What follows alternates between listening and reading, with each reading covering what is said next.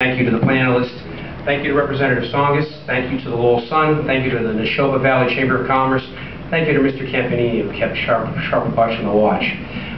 We've heard a lot of facts and figures tonight, and Representative Tsongas likes to say that the choice is clear, and I think the choice is clear. If you believe in the power of the government and an ever-growing government growing on our dime, then I'm not your guy. If you believe in the power of the individual and the belief that we can do better and that we need to do better, then I'm your guy. But let me just talk to you a little bit. I had a question asked to me a few months ago at Garden, and they said, what's this election all about? Tell me in one word. And I thought about it, and I said, well, unfortunately, this person doesn't know me very well. I can't do anything in one word. So I thought a little more, and I said, this election is about American exceptionalism. Now, what is American exceptionalism? Well, to me, American exceptionalism is that no matter who you are, where you live, what your last name is, where you come from, that in this country, you can accomplish just about anything. You can run for Congress twice. Now, maybe I'm a little bit of that American dream. I didn't come from a whole lot.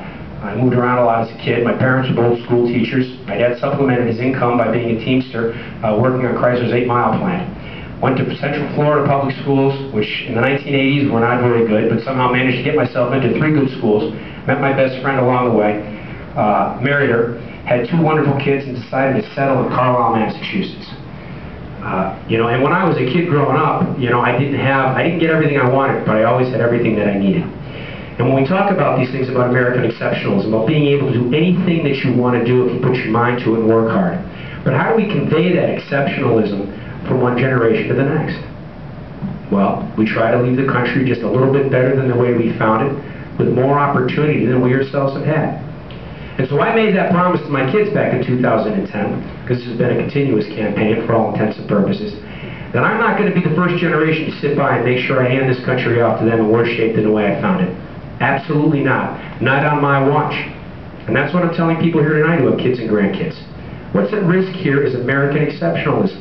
You can't run up a $5 trillion debt load in 4 years and think that you're going to be okay. You can't run trillion-dollar deficits 4 years straight and think you're going to be okay.